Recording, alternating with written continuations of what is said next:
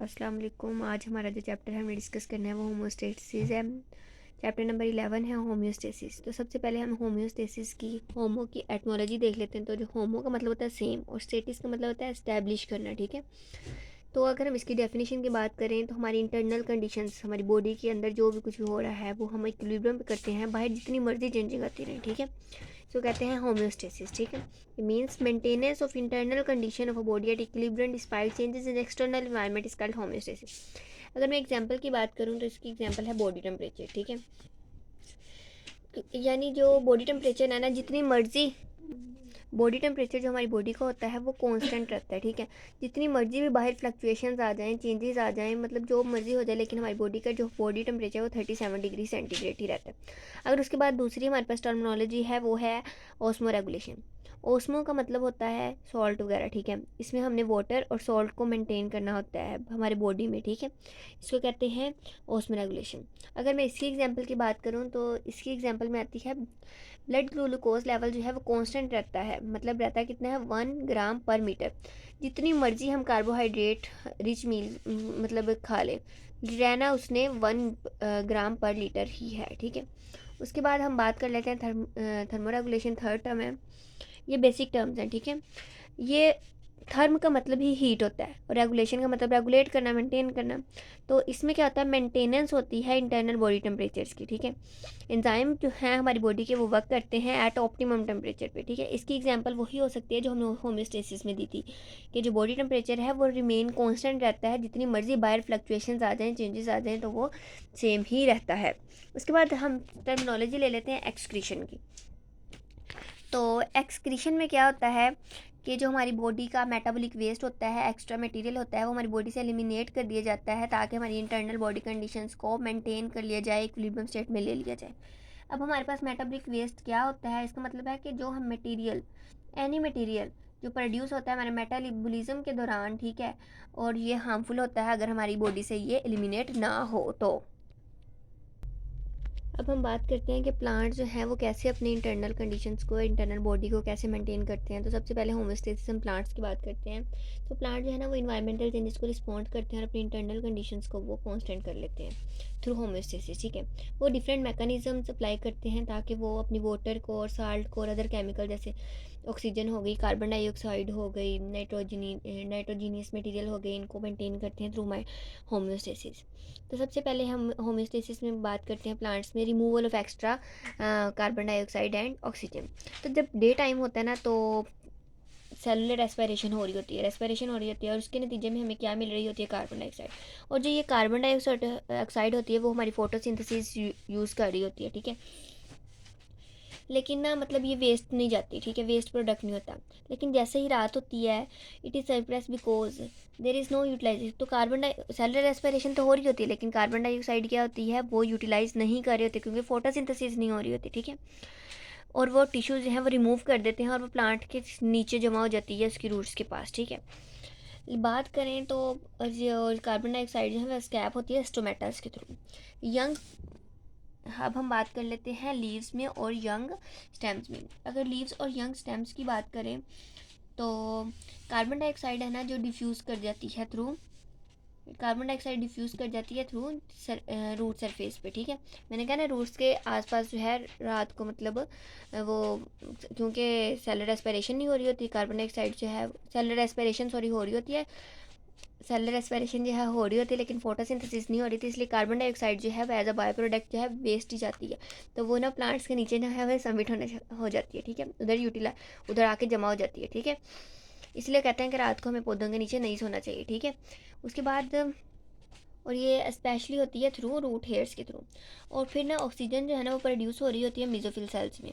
ठीक है, जब ऑक्सीजन जो है वो मेसोफिल सेल्स में, यंग रूट्स की तो ये बात हो गई ना। ठीक है, यंग रूट में कार्बन डाइऑक्साइड डिफ्यूज़ होती है through root surface, specially through root hairs. ठीक है, अब जो ऑक्सीजन है ना वो मेसोफिल सेल्स जो होते हैं ना उधर प्रोड्यूस हो जाती है डे टाइम। ठीक है, और वो यूज़ कौन कर रहा, मतलब as by product of photosynthesis, और वो फोटोसिंथेसिस का बाय प्रोडक्ट होती है। ठीक है, अब जब यूटिलाइजेशन होती है ना सेलुलर रेस्पिरेशन की, तो मेसोफिल सेल जो है ना वो अपनी रिमूव करते हैं एक्स्ट्रा अमाउंट ऑफ ऑक्सीजन को स्टोमेटा के थ्रू।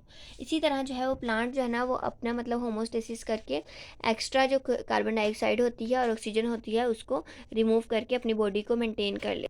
अब हम बात करते हैं कि हमने पहले तो बात कर ली थी ना कि मतलब कार्बन डाइऑक्साइड और ऑक्सीजन जो है वो कैसे मेंटेन होती है प्लांट्स में। बात करते हैं कि वाटर जो एक्स्ट्रा वाटर जो प्रोड्यूस होता है सेलुलर रेस्पिरेशन के थ्रू, तो वो कैसे होगा मतलब मेंटेन।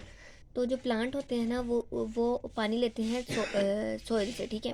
ये वो पानी सोइल से ले लेते हैं और ये और सोइल से नहीं लेते बल्कि सेलुलर रेस्पिरेशन से भी वो प्रोड्यूस करते हैं प्लांट पानी, ठीक है।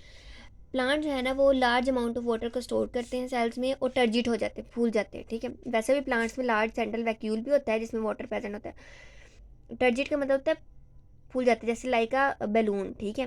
जब हम उसको फुला लेते हैं, ठीक है, और जब उसको मतलब उसके अंदर से हवा निकालते तो फ्लैसिड हो जाता है, ठीक है। ऐसे ही ना जब जो प्लांट है ना जब अपने अंदर पानी को एंटर कर लेता है और फिर फूल जाता है तो वो टर्जिट हो जाता है, प्लांट सेल टर्जिट हो जाता है, ठीक है। जब ये टर्जिट होता है तो एक्स्ट्रा वाटर जो है वो रिमूव कर लिया जाता है प्लांट से बाय ट्रांसपायरेशन। अब ट्रांसपायरेशन एक ऐसा प्रोसेस है जिसमें वाटर को लूज कर दिया जाता है प्लांट सरफेस से in the form of vapours, ठीक है, वेपर्स के फॉर्म में। तो जब रात होती है ना एट नाइट, तो ट्रांसपायरेशन जो है ना वो नहीं होती। ट्रांसपायरेशन तो मतलब सेलुलर रेस्पिरेशन नहीं होती, ठीक है, और ट्रांसपायरेशन भी नहीं होती। तो बहुत सेलुलर रेस्पिरेशन तो रात को होती है ना, ट्रांसपायरेशन नहीं होती रात को। तो बहुत सारे प्लांट्स होते हैं उनके स्टोमेटास जो है वो क्लोज हो जाते हैं। जब स्टोमेटास क्लोज हो जाएंगे तो बहुत ज़्यादा हाई वाटर कंटेंट जो है वो सॉइल में होगा और वाटर जो है वो रूट्स के थ्रू एंटर हो जाएगा और अकमुलेट हो जाएगा, जमा कहाँ होना शुरू हो जाएगा, जाइलम वेसल्स में। और जाइलम वेसल्स, जाइलम वही होते हैं ना जो वाटर कंडक्ट करवाती हैं, ठीक है। बहुत सारे प्लांट्स ऐसे होते हैं जैसे ग्रासेस ले लें, तो अपने पानी को फोर्स करती हैं कि वो स्पेशल पोर्स में जाएं और स्पेशल पोर्स में जाने के बाद वो मतलब ताकि वो एज पर जाएं, ठीक है। स्पेशल पोर्स होते हैं और प्रेजेंट होते हैं टिप पे, ठीक है। उन टिप पे आके पानी रुक जाता है और बहुत एंड ड्रॉपलेट्स, ठीक है, और फोम और ड्रॉपलेट्स की फॉर्म में आके वहाँ पर जैसे सुबह सुबह शबनम के कतरे होते हैं वैसे ही सेम एज इट इज, ठीक है। अब जो हमें ड्रॉप्स की अपीयरेंस ऐसे लग रही होती है वाटर की और टिप और एज ऑफ लीव्स, ठीक है, किनारों पर, तो उसको कहते हैं गुटेशन।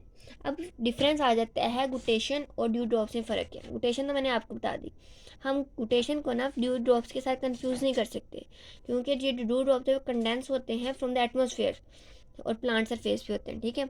ये होता है इस तरह से जो है वो एक्स्ट्रा जो वाटर है जो सेलुलर रेस्पिरेशन के थ्रू या सॉइल के थ्रू जो है कैपिलरी ट्यूब के थ्रू जो पानी जो है अबव आता है या रूट्स के थ्रू आता है, स्टेम के थ्रू जैसे भी आता है, उसको कैसे मेंटेन किया जाता है, वो ये वाला प्रोसेस था।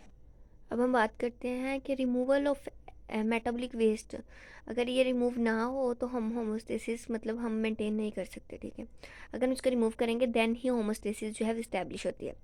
तो अब हम देखते हैं कि मेटाबॉलिक वेस्ट जो हम कैसे रिमूव कर सकते हैं और प्लांट कैसे होमोस्टेसिस कर सकता है, कैसे मेंटेन अपनी इंटरनल कंडीशंस को कर सकते हैं।